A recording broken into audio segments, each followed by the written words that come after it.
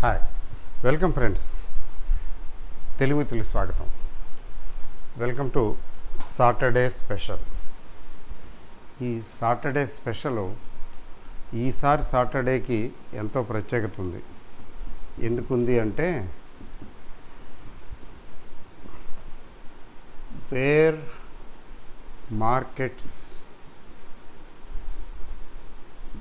Are heading, ఏ దిశగా ప్రయాణిస్తున్నాయి, మార్కెట్లు ఏ దిశగా ప్రయాణిస్తున్నాయి అనే దాని గురించి.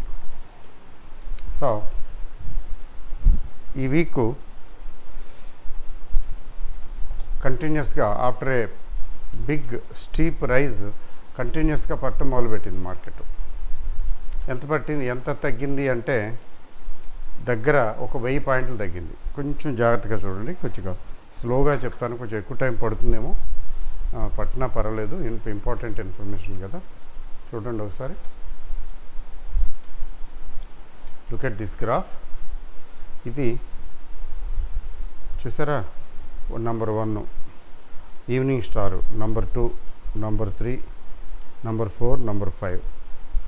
సో ఇక్కడ స్టార్ట్ అయింది 26,245, 26,245 దగ్గర స్టార్ట్ అయింది. Let me draw a line. అక్కడ పీక్ వెళ్ళి అక్కడ నిలదొక్కోలేక అక్కడి నుంచి ఫైనల్గా ఎక్కడి వరకు వచ్చింది,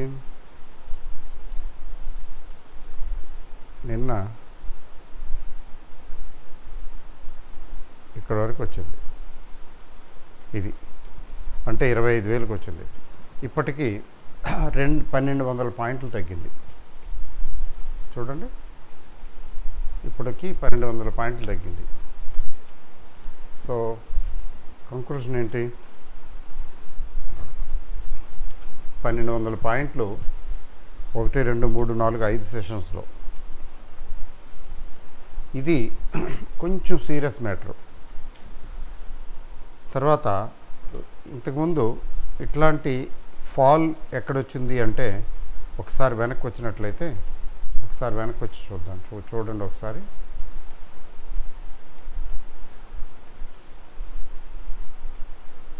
ఇక్కడ ఒకసారి వచ్చింది, ఇక్కడ చూడండి, ఇక్కడ ఒకసారి వచ్చింది. ఏమిటది, June 4 I believe election results counting వచ్చినప్పుడు సడన్గా తగ్గి మళ్ళీ అందుకుని మళ్ళీ రికవర్ అయిపోయింది.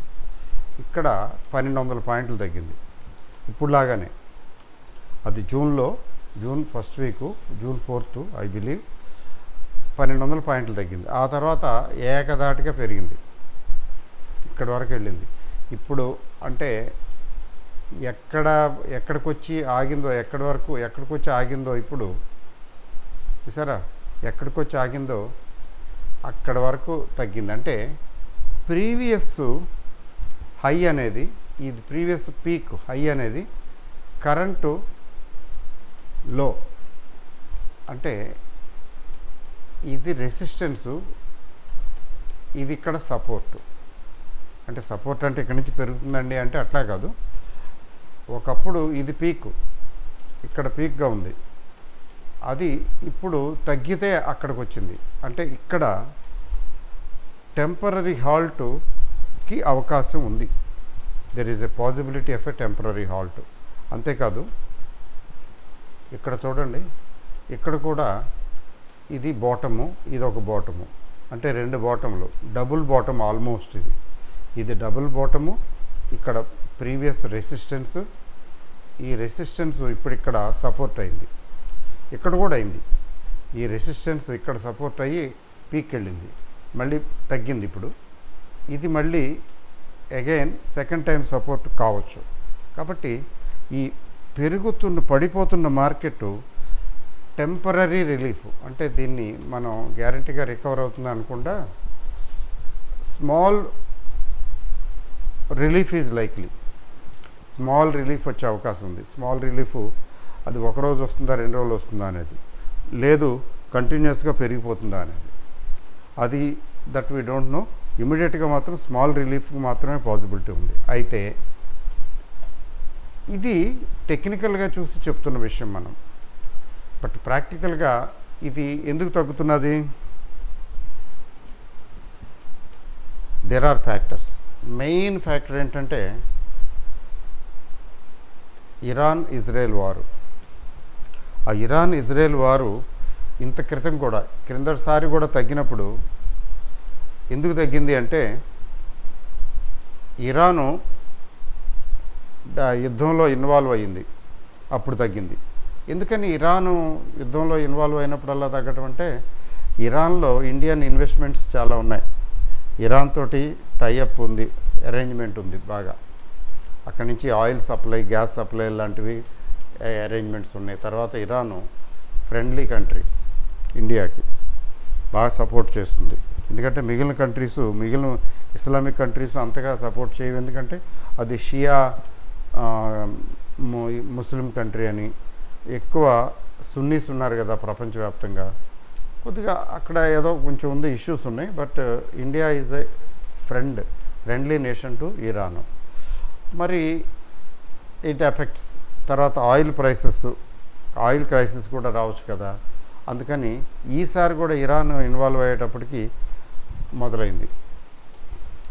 2 సార్లు ఇరాన్ పేరు మీద వచ్చింది. తర్వాత ఇప్పుడు జరుగుతున్న యుద్ధం, అదే యుద్ధం లాంటి యుద్ధం, దాదాపు యుద్ధమే, డైరెక్ట్ యుద్ధం కాదు కానీ వాళ్ళ మీద వీళ్ళ మీద వాళ్ళు ఆగి ఉపయోగిస్తున్నారు మిసైల్స్ అవిను. ఇప్పుడు ఇక్కడ నెక్స్ట్ స్టెప్ ఏంటి? ఇది ఎస్కలేట్ అయితే వారు ఏదైనా కొద్దిగా తీవ్ర పరిణామాలకి దారి తీసేటటువంటి డెవలప్మెంట్స్ వస్తే అప్పుడు ఈ గ్రాఫ్స్ పనిచేయు. అంటే ఇప్పుడున్న పరిస్థితి మండేకి ఉంటే, ప్రత్యేకించి స్పెషల్గా ఏమీ రాకపోతే పనిచేయచ్చు. అయితే పనిచేసినా కూడా ఏంటంటే సెంటిమెంట్ వీక్గా ఉంది. చెప్పాలంటే క్లియర్గా ఇది కూడా చాలా important. Market sentiment week, but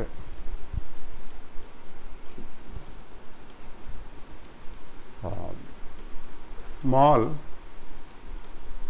relief likely. మధ్యలో చిన్న రిలీఫ్ వచ్చే అవకాశం ఉంది. ఎందుకంటే 1200 పాయింట్లు తగ్గింది, అంటే 5% తగ్గింది. 1200 పాయింట్లు అంటే గొప్ప ఏం కాదనుకోండి, 5% తగ్గింది. 5% తగ్గిన తర్వాత కొంచెం రిలీఫ్ రావచ్చు, అంతే, వస్తుందనేం కాదు. ఎందుకంటే డబుల్ బాటము. దీన్నే మనం మీకు గ్రాఫ్లో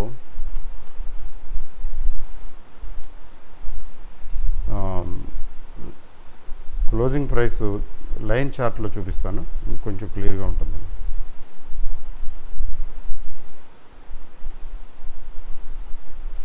క్లోజింగ్ ప్రైస్ లైన్ గ్రాఫ్లో చూడండి.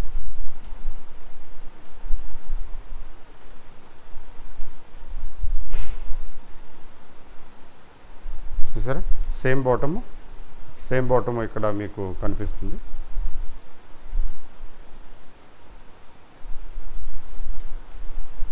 అంటే సేమ్ బాటమ్కి చెప్పాలంటే ఇంకా రాలేదు, కొద్దిగా ఉంది, కొద్ది దూరంలో ఉంది. ఇది ఇక్కడికి వచ్చింది ప్రీవియస్ దానికి. అయితే తగ్గితే ఇంకొంచెం ఇక్కడికి రావాలి. ఇక్కడికి రావస్తే ఏంటంటే 24,800. 24,800 అనేది అదొక పాయింట్. కాబట్టి ఇక్కడ లేదా 24,800 దగ్గర కొంచెం ఇది జాగ్రత్తగా నోటీస్ చేయండి. 24,800, 25,000 అంటే ఇప్పుడు ఉన్నది. ఇక్కడ కానీ ఎక్కడి నుంచి అయినా కానీ చిన్న రికవరీ వచ్చే అవకాశం ఉంది. అంటే ఎట్లా రావచ్చు? ఎందుకంటే మార్కెట్ సెంటిమెంట్ వీక్గా ఉంది కాబట్టి ఎక్కువ ప్రాబబిలిటీ ఏంటంటే భయాందోళనకి గురి చేయటానికి మరి అమ్మేవాళ్ళు కావాలి కదా, సెల్లర్స్కి అమ్మేవాళ్ళు కావాలి.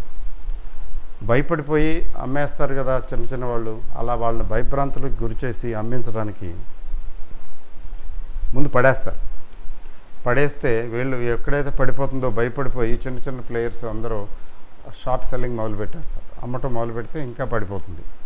వాళ్ళు అమ్ముతారు, వీళ్ళు కూడా అమ్మటం మొదలు పెడతారు. వెంటనే వాళ్ళు మొదలు పెడతారు మళ్ళీ రికవరీ.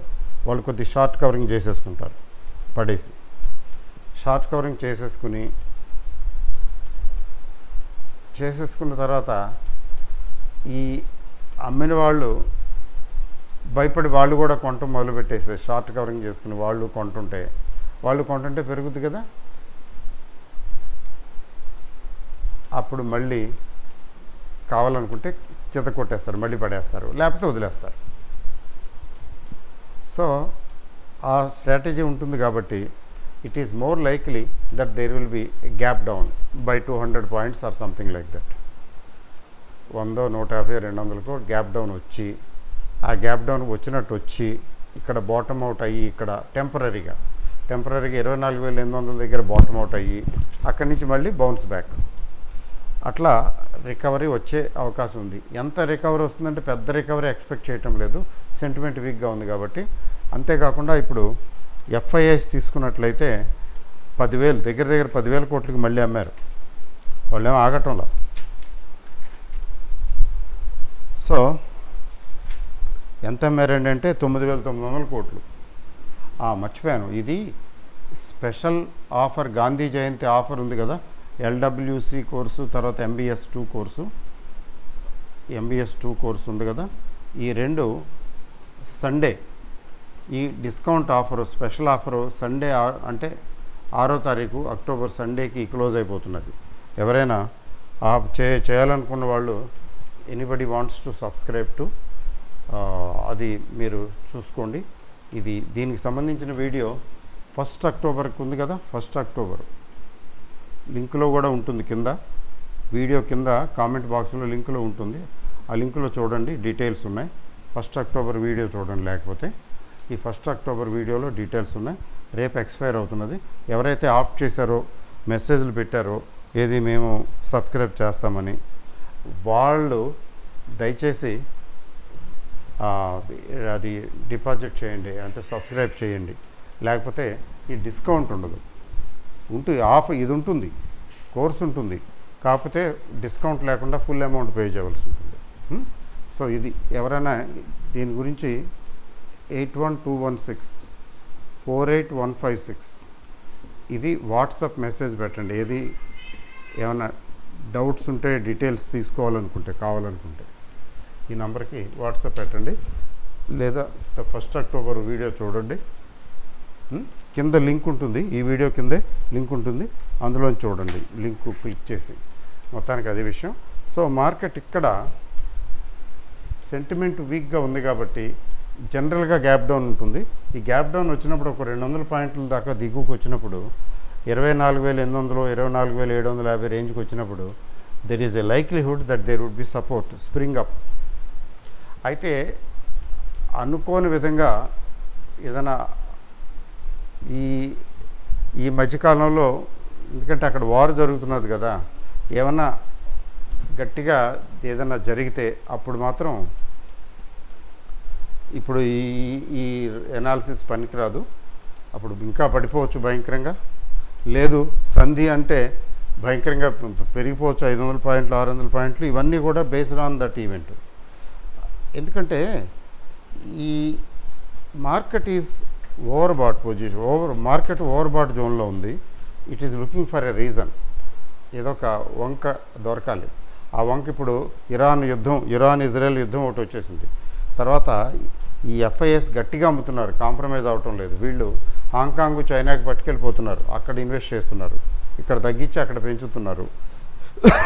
తర్వాత ఈ ఇరాన్ కాన్ఫ్లిక్ట్ పుణ్యమాని క్రూడ్ ధరలు కొద్దిగా పెరిగాయి, ఇంటర్నేషనల్గా పెరుగుతున్నాయి. $72 ఒక బ్యారెల్, అలా $78 ఆ రేంజ్కి వచ్చింది. అంటే గట్టిగా ఒక 10% పైచిలకు పెరిగింది సడన్గా. సో ఇలా క్రూడ్ ధరలు పెరిగితే భారతదేశానికి మాత్రం చాలా ముప్పు, ఇబ్బంది, కాస్ట్ పెరిగిపోతుంది, డెఫిసిట్ బడ్జెట్, ఎందుకంటే ఫిజికల్ డెఫిసిట్ కూడా పెరిగిపోతుంది, ఎక్కువ డబ్బులు బయటకు వెళ్ళిపోతాయి. ఎందుకంటే ఎక్కువ మనం 80% ఇంపోర్ట్ చేస్తాం oil, depending on oil imports, that is very risky. So అందువల్ల ఏంటంటే ఈ ఫ్యాక్టర్స్ని దృష్టిలో పెట్టుకుంటే market is down and we have to be very careful. ఇంకొకటి ఏంటంటే ఈ వారం చూడండి ఒకసారి, లెటర్స్ ఈ వీక్లీ ఏం జరిగిందనేది. ఈ వీక్లో ఎంత తగ్గిందో చూడండి. క్యాండిల్ స్టిక్లో అయితే ఈజీగా ఉంటుంది చూడటం.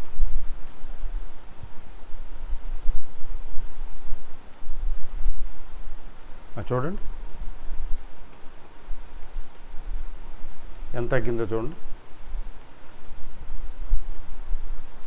ఒక్క వారంలో లాస్ట్ 3 వీక్స్లో ఎంత పెరిగిందో దాదాపు అంత తగ్గిపోయింది. దాదాపు అంత కాదనుకోండి, ఆల్మోస్ట్ 80% ఆఫ్ వాట్ 3 వీక్స్లో పెరిగినంత ఎంత పెరిగిందో దానిలో ఒక్క వారంలో 80% అందులో తగ్గింది. అంత తగ్గింది. ఈ కమింగ్ వీక్ కూడా తగ్గేటట్టయితే ఇంకా దిగువకు వచ్చేస్తుంది ఫ్లాట్, అంటే 24,800 are below.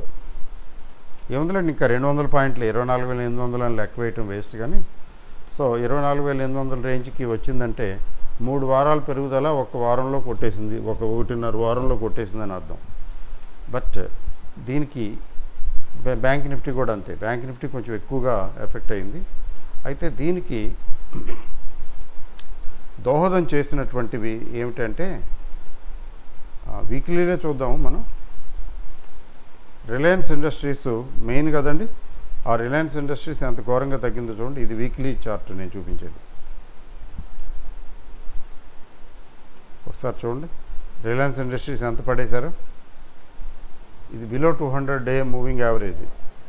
This is the only stock which fell below 200 day moving average. 200 రోజుల మూవింగ్ యావరేజ్కి దిగువన వచ్చింది. చూడండి ఒక వారంలో ఎంత తగ్గిందో. అంటే చాలా వీక్నెస్ చూపిస్తున్నది. బిలో 200 డేస్ మూవింగ్ యావరేజ్ అంటే వీక్ అని అర్థం. అలానే టీసీఎస్ అంత ఏం కాదు. టీసీఎస్ మొన్న కొద్దిగా రికవర్ అయింది. మళ్ళీ ఈ వారం ఉతికేయడానికి నిలిపారేమో తెలియదు. అయినా కానీ వీకే. టీసీఎస్లో కూడా స్ట్రెంగ్త్ లేదు. ఈ వారం ఓవరాల్గా తగ్గింది. మరి హెచ్డిఎఫ్సి బ్యాంకు అది తగ్గింది, but not very much. Reliance అంతగా ఎఫెక్ట్ అవ్వలేదు. చూడండి హెచ్డిఎఫ్సి బ్యాంక్ చూడండి. హెచ్డిఎఫ్సి బ్యాంక్ ఎంత తగ్గిందో చూడండి. This is a perfect example, almost a perfect example of evening star phenomena. దీన్ని ఈవినింగ్ స్టార్ అంటాం. ఎందుకంటే ఒక బుల్లిష్ క్యాండిల్ తర్వాత పైన ఓపెన్ అయ్యి అక్కడ నిలదొక్కోలేక పైనుంచి కిందకి పడిపోయి అక్కడ పైన ఒక స్టార్ వచ్చింది, ఒక స్టార్ ఫామ్ అయింది. దాన్ని ఈవినింగ్ స్టార్ అంటాం. ఈవినింగ్ స్టార్ తర్వాత ఒక బేరిష్ ఎన్గల్ఫింగ్ క్యాండిల్ లాగా పెద్ద క్యాండిల్ వచ్చింది. అంటే బుల్ క్యాండిల్కి బేర్ క్యాండిల్కి పైన ఒకటి ఉంది అంటే పీక్ లెవెల్లో, అంటే ఇది పీక్ లెవెల్లోనే కదా ఉంది. ఈ పీక్ లెవెల్లో ఉన్నది కాబట్టి ఈ ఫినామినా బేరిష్ ఇండికేషన్. కాబట్టి హెచ్డిఎఫ్సి బ్యాంక్ మాత్రం ఇంకా తగ్గటానికి అవకాశాలు ఎక్కువగా కనపడుతున్నాయి because of this position. Weekly chart చూపించేదాని ప్రకారం. So let us see what happens. అంటే ఎఫ్ఐఎస్ దగ్గర చాలా ఎక్కువ ఉంటుంది కదా. ఇది ఏముంది, దీని మీద ఎక్కువ కాన్సన్ట్రేషన్ క్యాంప్ పెట్టారంటే ఎగిరిపోతుంది. ఇట్లా తీసుకున్నట్లయితే ముఖ్యంగా ఏషియన్ పెయింట్స్ లాంటివి చాలా ఎక్కువగా ఎఫెక్ట్ అయినాయి. ఎందుకంటే పెట్రోల్ క్రూడ్ ధరలు పెరిగితే ఆ పెయింట్ ఇండస్ట్రీ న్యాచురల్గానే ఎఫెక్ట్ అవుతుంది. చూడండి ఎలా ఎఫెక్ట్ అయిందో. ఇక్కడ వరకు చాలా బాగా వెళ్ళింది, పైపైకి వెళ్ళింది. ఇక్కడ మొదలైంది 3,310 దగ్గర నుంచి 3,068, అంటే 250 పాయింట్లు ఎగిరిపోయింది. 250 పాయింట్లు అంటే దగ్గర 8% ఎంతో పడిపోయింది. And it is still week. కొన్ని చూడండి, బజాజ్ ఆటో లాంటివి కూడా, బజాజ్ ఫైనాన్స్ చూడండి 10% దాకా తగ్గిపోయినట్టుగా అనుమానం. చూడండి బజాజ్ ఫైనాన్స్ ఎంత పడిపోయిందో. వరస్ట్ హిట్ స్టాక్స్లో ఇది ఒకటి. పాపం కొద్ది ఇక్కడి నుంచి అందుకుంది. 6,600 దగ్గర నుంచి దగ్గర 7,800కి వెళ్ళింది. పీక్ బాగుంది అనుకున్నాం. కానీ లాస్ట్ 3 వీక్స్లో ఎంత పెరిగిందో మొత్తం అంతా ఒక వారంలో కొట్టేసింది. అంతకని ఎక్కువే కొట్టింది. అయితే ఇక్కడ చిన్న రికవరీ రావచ్చు, అది వేరే సంగతి. అన్నీ సక్రంగా ఉంటే ఇక్కడ చిన్న రికవరీ వచ్చే అవకాశం ఉంది, లేకపోతే కష్టమే. ఇది 200 డే మూవింగ్ యావరేజ్కి దగ్గరగా, అంటే ఇది 10 డేస్ ఇది 10 కదా, 10 వీక్స్, ఇది వీక్లీ చార్ట్ కదా. దీన్ని 10 వీక్స్ మూవింగ్ యావరేజ్కి దగ్గరలో దీన్ని డైలీ చార్ట్లో చూద్దాంలేండి, ఈజీ. చూడండి, ఇది 200 డే మూవింగ్ యావరేజ్కి పైనే ఉంది, but at the same time 10 day moving యావరేజ్కి యావరేజ్ని బ్రీచ్ చేసేసింది. ఇక్కడ 50 డే మూవింగ్ యావరేజ్కి దగ్గరగా ఉంది. అంటే ఇంకొంచెం జర్కిస్తే, ఇంకొంచెం తగ్గితే ఆటోమేటిక్గా ఇది కిందకు వచ్చేస్తుంది. అలాగే కొన్ని షేర్లు బజాజ్ ఆటో బాగా పెరిగింది, కానీ ఏం లాభం, కొంచెం ఒత్తిడికి గురైంది. చూడండి, బజాజ్ ఆటో పీక్లోంచి 10 డే మూవింగ్ యావరేజ్కి దిగువకు వచ్చేసింది. అలాగే చూడండి ఎంత బుల్లిష్గా ఉన్నదో ఆర్ఎస్ఐ. చూడండి ఇక్కడ ఈ బుల్లిష్నెస్ అంతా ఈ దెబ్బకి ఎగిరిపోయింది. అయితే బజాజ్ ఆటో స్టిల్ ఓకే, కానీ తగ్గినా ఓకే. అలాగే అపోలో చూడండి, అపోలో హాస్పిటల్స్ ఎంత బుల్లిష్గా ఉండే స్టాక్ ఇది, గ్యాప్ డౌన్ చాలా ఘోరంగా పడిపోతున్నది. అంటే బాగా పెరిగినవి ఇలాగే కరెక్షన్ వచ్చినప్పుడు బాగా తగ్గుతాయి. That is an example. నిరాఘాటంగా ఇక్కడి నుంచి ఏమి వెనక్కి చూడకుండా ఇక్కడి వరకు పెరిగింది, డబ్బా పడిపోవడం మొదలుపెట్టింది. చూసారా, ఇంకా పడవచ్చు కూడా, ఇంకెంత పడుతుందో చూడాలి. బట్ ఏంటంటే వీకే, there is offloading. People are selling. ఈ స్టాక్ని అమ్ముతున్నారు. సో ఇట్లా ఏంటంటే నిఫ్టీ 50 స్టాక్స్ చాలా వరకు సెల్ మోడ్లో ఉన్నాయి.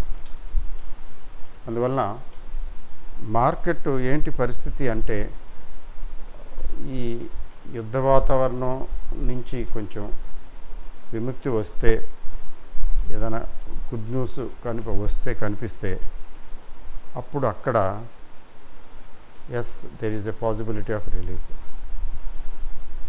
రికవరీ వస్తుంది. లేకపోతే ఇది అనిశ్చిత పరిస్థితుల్లో నడిస్తే